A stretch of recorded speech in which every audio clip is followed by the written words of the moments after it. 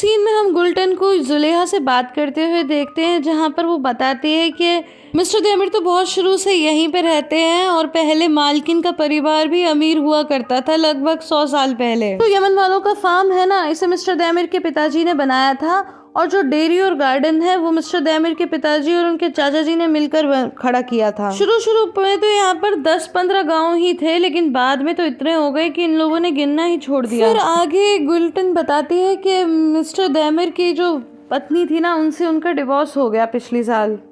वो थी miss Phyllis, बहुत ही सुंदर थी वो। काश कि तुम भी उन्हें देख पाती। पता है वो फ्रेंच स्कूल से पढ़ी थी, लेकिन उन्हें बच्चा नहीं हो सकता था, और फिर यमन वालों का नाम आगे कौन बढ़ाता। डिवोर्स होने के बाद मिसेस फिलिस तो यूरोप चली गई। एक सीन में हम गफूर और यिल्माज को बात करते हुए देखते हैं, जहाँ पे गफूर कहता है कि ओ मेरे भाई, तुम्हारे साथ तो बहुत ही बुरा हुआ, अब तुम क्या करोगे। तो यिल्माज कहता है कि सच बताऊं, मुझे सबसे ज़्यादा तो जॉब की ज़रूरत है, और तुम तो जानते ही हो कि मुझे सिर्फ इंजन के बारे में ही पता है। मैं कोई भी इंजन ठीक कर सकता हूँ, इसके अलावा मुझे कुछ भी नहीं आता। तो गफूर कहता है कि फिर तो तुम्हें शहर जाना चाहिए, वहीं तुम्हें अच्छा काम मिल सकता है।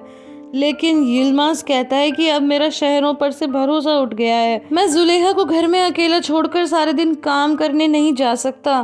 तो फिर गफूर कहता है कि फिर तुमने क्या सोचा है, तुम क्या करोगे। तो कहता है कि दोस्त, क्या मुझे यहाँ पर कोई काम नहीं मिल सकता।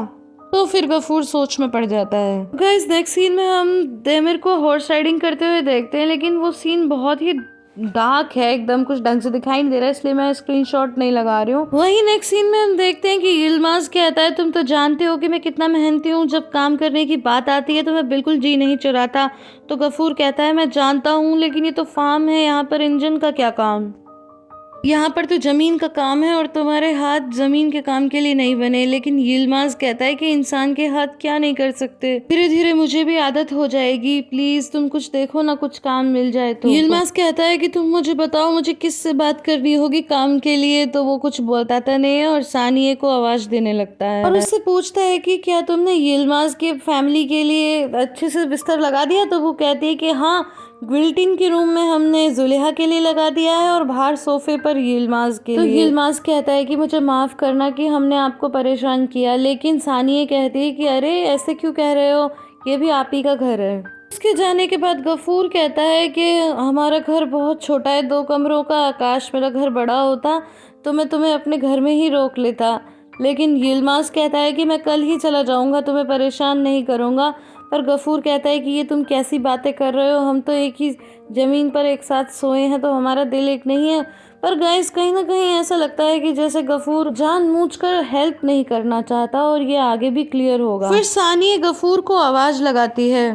नेक्स्ट सीन में हम जुलेहा को देखते हैं, जो खड़े खड़े ये सोच रही होती है कि कैसे उसने कहा कि यिल्माज उसका भाई है। और फिर वो बाहर की तरफ आने लगती है, तो उसके पीछे पीछे सानिया भी आ जाती है और ये बात जुलेहा को पता चल जाती है। इसीलिए वो यिल्माज के पास आकर कहती है कि भाई, अगर आपने हाथ धो लिए तो पहुँच लीजिए टॉवल देते हुए। तो सानिया कहती है कि हाँ, आप लोग हाथ मुंह धोकर आ जाइए, आपका बेड लग चुका है। सानिया के जाने के बाद यिल्माज कहता है कि जुलेहा, तुमने ये क्या किया, तुमने ऐसा क्यों कहा कि तुम मेरी बहन हो।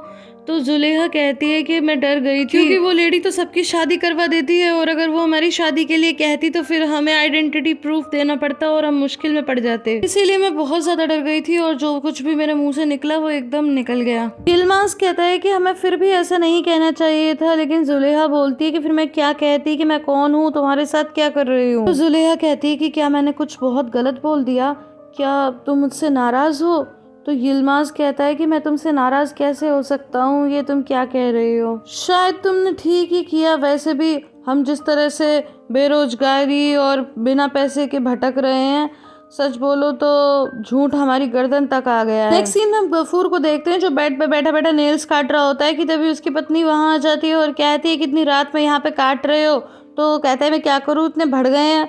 तो कहती है जाओ जा करके हाथ धो, फेंको इन्हें। फिर कहती है कि मुझे तो जो ये लोग आए हैं इनके बारे में कुछ पता ही नहीं है, इनकी सिचुएशन के बारे में। तो कहता है मैं पहले हाथ धो के आता हूँ और फिर तुम्हें बताता हूँ। अब नेक्स्ट सीन में हम जुलेहा को देखते हैं, जिसे नींद नहीं आ रही होती, और दूसरी तरफ यिल्माज को भी नींद नहीं आ रही होती। तो फिर थोड़ी देर में जुलेहा बाहर आ जाती है और टहलने लगती है, कि तभी पीठ पीछे से उसे देमिर भी देखता है। लेकिन थोड़ी देर में एक सांप वहाँ आ जाता है, जिसे देखकर जुलेहा एकदम डर जाती है और सीधा दैमिर के गले लग जाती है गलती से। फिर दैमिर जैसे ही उसे देखता है तो बस देखता ही रह जाता है और अपने पैर के नीचे सांप को चल देता है। गाइस ये एक छोटा सा सांप होता है। तो इसके बाद वहाँ पर यिल्माज़ भी बाहर निकल कर आता है, तो उसे देखकर जुलेहा उसके पास चली जाती है और उसे बताती है कि बस एक सांप आ गया था। इसके बाद वो अंदर चल जाता है और दैमिर उन दोनों को देख लेता है। अब हमें नेक्स्ट डे मॉर्निंग का सीन दिखाया जाता है, जहाँ पर हम देखते हैं कि सानिए और फादिक दोनों मिलकर ब्रेकफास्ट तैयार कर रहे होते हैं। और तभी बातों बातों में फादिक पूछती है कि सानिया बहन, आपके घर में जो गेस्ट आए हैं वो कब तक जाएंगे? तो वो कहती है कि पता नहीं, पर ईश्वर करे कि वो जल्दी चले जाएं, यहाँ लंबे समय तक ना टिक जाएं। फिर सानिया बताती है कि जुलेहा एक टेलर है और बहुत ही अच्छे कपड़े सिलती थी वहाँ पर। तो फादिक कहती है कि अगर वो इतनी ही फेमस थी और अच्छी टेलर थी तो फिर वो लोग चले क्यों आए? तो सानिया कहती है कि उनकी लाइफ में एक बहुत ही बड़ी प्रॉब्लम आ गई थी। तो फादिक फिर इसके बारे में पूछती है, तो सानिया कहती है, अरे तुमने तो मुझे बातों में ही लगा लिया, मिस हुंकार नाराज़ हो जाएंगी, चलो जल्दी से ब्रेकफास्ट लेके चलो। तो गाइस मैं आपको यहाँ पे बता दूँ कि मिस हुंकार और कोई नहीं बल्कि दैमिर की मॉम है। नेक्स्ट सीन में हम देखते हैं कि गुलिटिन जुलेहा और यिल्माज़ से बातें कर रही होती है और कहती है कि यहाँ फार्म हाउस में तो करने के लिए बहुत काम है, बस करने वाला होना चाहिए। और तभी उसका भाई वहाँ आ जाता है, गफूर। तो वो कहती है ना भैया? तो वो कहता है कि क्यों, क्या हुआ? तो वो कहती है कि देखिए ना, लोग उसे कह रहे थे कि फार्म हाउस में तो कोई ना कोई काम मिल ही जाएगा। आप कल ही तो कह रहे थे कि क्रॉप जो है वो ख़राब हो रही है तो उनके लिए कोई चाहिए। तो वो कहते कि अरे तुम्हें कुछ पता तो होता नहीं है, ये तो बेचारा इस्तांबुल का लड़का यहाँ खेतों में कैसे काम करेगा, यहाँ काम नहीं कर पाएगा। तो वो कहता है कि मैं कर लूँगा कोई भी काम। तो कहता है नहीं नहीं, तुम्हारे हाथ फार्म हाउस में काम करने के लिए नहीं बने हैं, खेती बाड़ी नहीं कर पाओगे तुम। तो फिर वो कहती है कि जुलेहा तो बहुत अच्छे कपड़े सिलती है, क्यों ना हम मालकिन से बातें करें, उनको तो टेलर की ज़रूरत होती है। तो गफूर कहता है कि मालकिन के पास तो 100 टेलर होंगे कम से कम, एक आता है दूसरा जाता है, तुम्हें कुछ पता तो होता नहीं है। और सीधा उसकी तरफ टॉवल फेंक के कहता है कि जाओ जा करके सबके लिए खाना लेके आओ, बेकार की बातें मत करो।